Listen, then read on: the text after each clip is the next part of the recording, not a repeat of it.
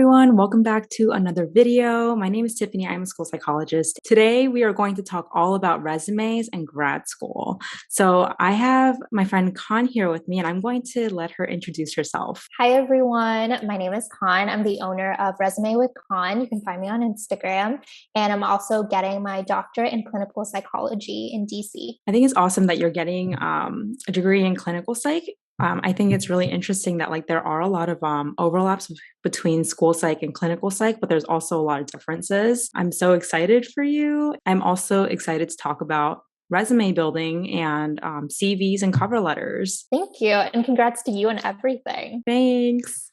Okay, so I think a lot of people get really overwhelmed when we talk about building your resume. Where do you even get started? So can you kind of take us step by step on how you would start building a resume? Yeah, so everyone's resume is obviously different and tailored to their field of interest. For me, I normally brain dump the first time that I create my resume, where I put in absolutely everything that I have done. And so I have that big foundation where I can really narrow it down. So first, I personally am still in school, so I would start off with my education and then clinical field experiences like shadowing, practicum, internship, things like that, and then work experience, and then skills at the very bottom with any certifications or license. Do you think there's a difference between making a resume for grad school versus making a resume for work? I definitely think so, especially if you've been in the work field for a long time. Definitely put work at the top rather than education. But when I was applying to grad school, I obviously put my education and research experience directly at the top where it mattered the most within the field of academia. I also get a lot of questions about what is a resume versus a CV? Are they the same thing? What kind of things would you put in a CV that might not be in a resume? So a resume is normally 1 to 2 pages at most, depending on your level of experience, the years you've been in your field, and what skills and certifications you have. Whereas a CV is, to me, basically an educational or academia diary where you list a lot of your credentials, any research projects or presentations, conferences. And I know professors whose CVs are 7 or 8 pages long. Mine is right now a 2.5 pager, which to me is already a lot. Yeah, I've definitely seen the super long CVs and I'm like, oh my gosh, it kind of looks like a resume, but it's like a book. Basically. So when you're creating your resume, I highly recommend having just 3 to 6 bullet points per position so that it's not very overwhelming. I also recommend to have quantifiable results. For example, if you were able to maintain a budget of 30,000 a year, definitely mention that. Or if you were able to supervise 20 plus supervisors or employees, I definitely would include that. I would avoid anything saying along the lines of responsible for or followed instructions or things like that, because it was more so you didn't spearhead it, but you listened to whatever was being told to you without much impact or power on your end. What are some words to use and words to avoid when you're listing the bullets and the description? I would say words to avoid would definitely be things like responsible for, like I just said, as well as words that are really weak, like followed or engaged in, or even I think collaboration is great, but if you really manage them and supervise them, I would say that instead of just collaborated with, because that shows teamwork, but also that you had a lot of power within whatever it was that you were doing. Words to really use, I would say things like exceeded or led, directed, spearheaded, things that really show that you were in control and that you had a bigger impact than just the average employee or student within a certain organization or company. On Instagram, we asked our followers to submit any questions they have about resumes, whether they're related to grad school or for work. And so I have some questions here with me that we would love to answer. So the first one is, outdated but relevant experience versus new experience not really related to your field. What do you think? Well, I think that if you are currently in college or recently graduated, it's okay for your experiences not to be super related or relevant to the field that you're applying to, as long as you can word it in a way where it seems like it could be impactful. For example, use keywords from the job posting or the school's mission statement if you're applying to an academia program. program. And then in terms of how relevant it is, I definitely say to always list things reverse chronological. So whatever you did recently to whatever you did way before.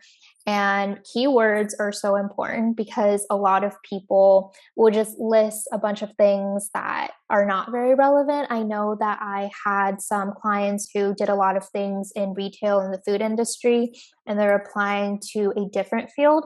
And for me, it was really important to let them know that if they helped out with budgeting or they handled the bills, to say that in a way that really relates to the field that they're applying to, if that makes sense. Yeah, I mean, it sounds like the theme of a lot of your answers is like we really want to like pick and choose like what we say and like what words we use because it's really just a snapshot of like us and our work experience. And it's so important. Like you don't have like an interview to like elaborate or you don't have many chances. So we really want to be intentional about the words we use. Color resume or black and white?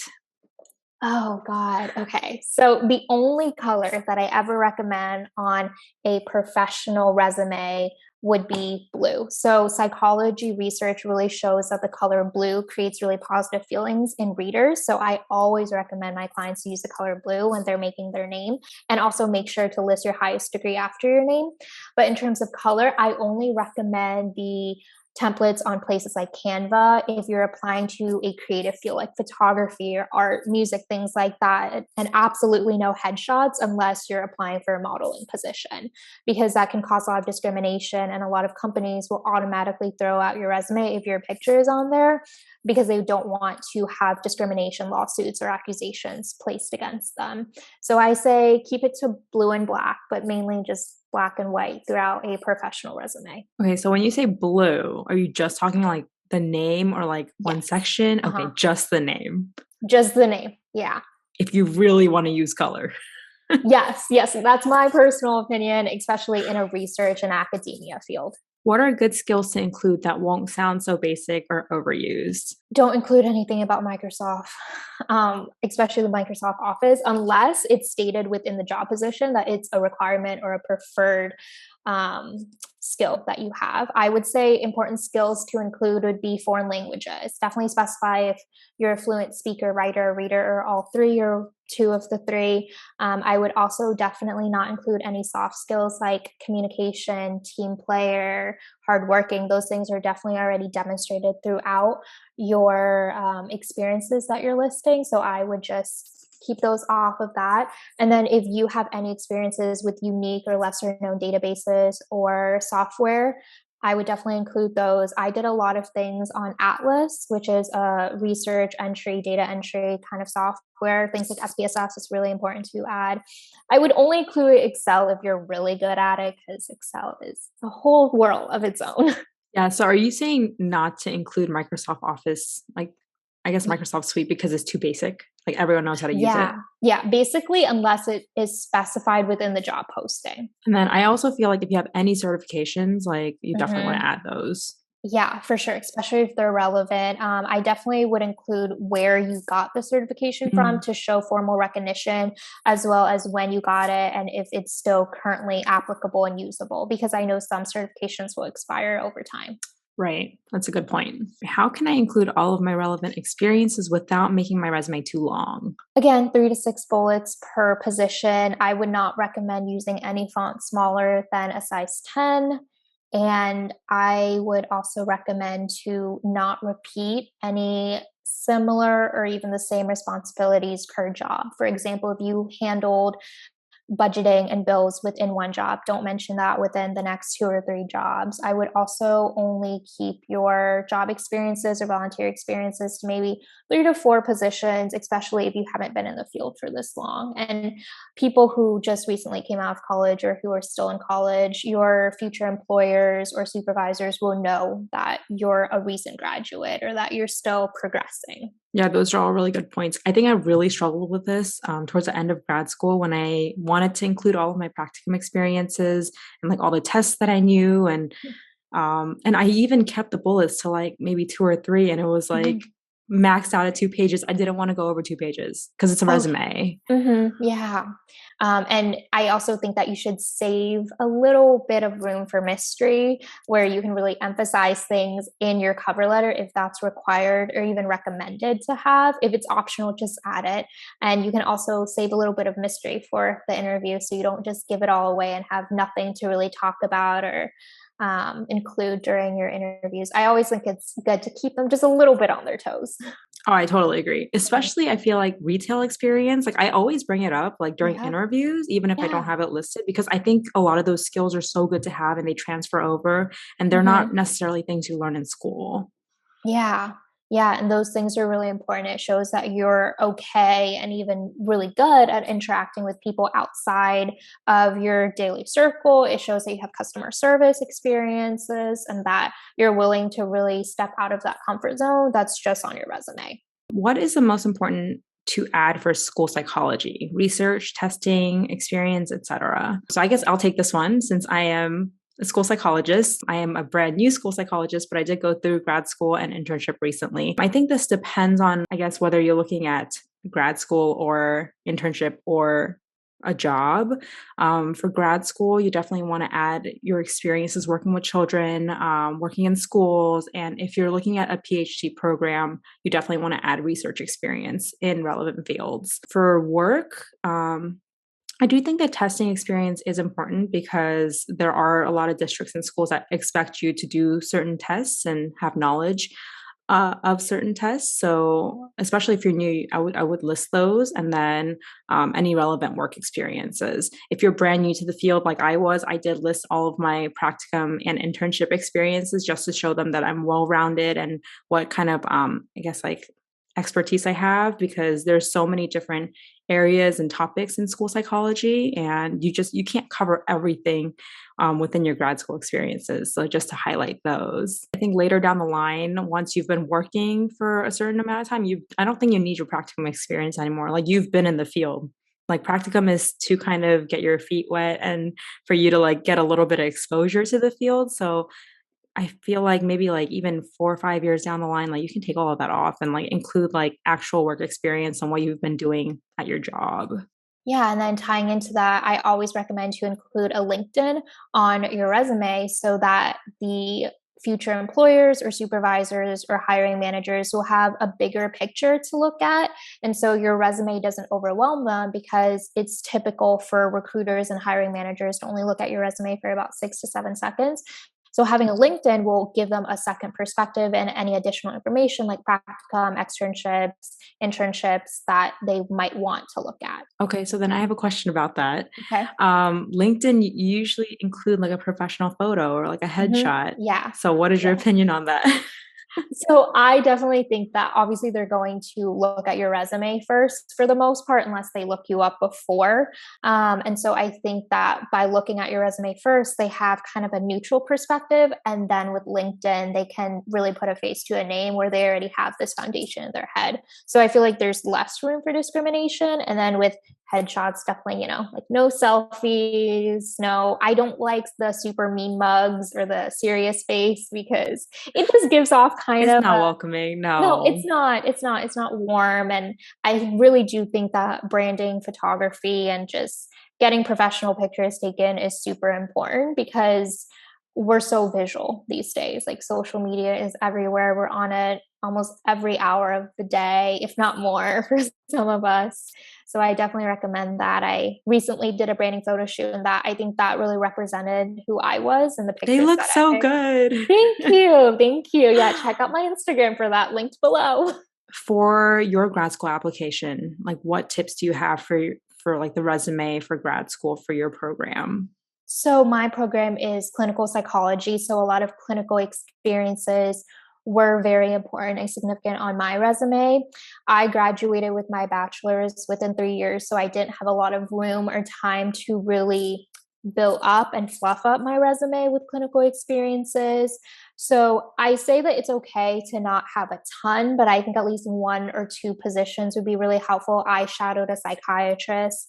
And although I want to be a psychologist, not a psychiatrist, there's similar enough fields where you can really make a connection, like I said, with that relevancy and how important both of those things are tied together. So I would say have that. I also had a lot of research experience in undergrad. My program is clinical, it's field based, it's not academia or research based, but things like that show that I'm flexible. And I figured out that something was not for me through actually trying and executing it. I feel like some of like the activities or like the volunteer work or like the Mm-hmm. jobs that we take on, it's not really necessarily about like the work, but also to show that like you can be flexible or like you can Mm-hmm. take on this much work. And it kind of takes me back to like high school when Mm-hmm. you like do all these different clubs or like sports, and it shows Mm-hmm. that like you can manage all of these things. Yeah. Not saying that like it's necessary to like overload yourself, but it's another way to kind of showcase your abilities. And lastly, I wanted to ask about cover letters. Mm-hmm. I guess whether you have tips or if you think they're always necessary for job applications. So, for me personally, I would always include a cover letter, even though I hate writing them. We're going to just be honest here. Like, they're not fun. They're a lot more difficult to create than a resume because a resume is so objective. It's just basically a list of qualifications and skills. Whereas a cover letter, it's a lot more personalized. So, I say that if a job application says it's optional, definitely include it so that you stand out. It shows that you took the extra step and that you went the extra mile. However, if a job application doesn't mention anything about it or it says straight up not to add one, don't add one. We want to follow instructions. And with formatting it, I've learned that a cover letter is not all about you. It's half about you and half what you can contribute to that organization or company and vice versa. It should definitely give off a collaboration, a team player kind of vibe. And with that, I say leave out some things on your resume, like I said earlier, so that you have more to talk about and dive into deeper on your cover letter. I actually had to write 8 to 10 cover letters for each individual practicum site I applied for. So that was interesting. Yeah. So I had a list of practicum sites that I had to apply for, and I had to create a cover letter for each and every single one of them.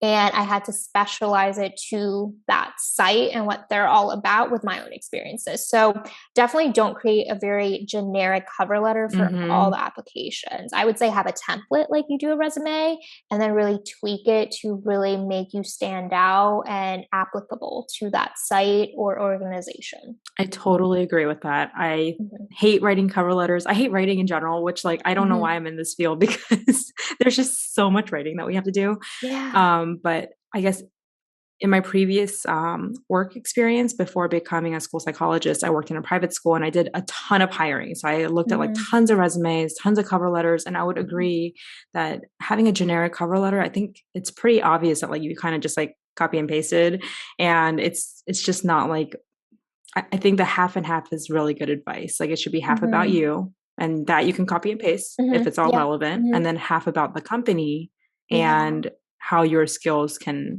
help them and how you can be an asset.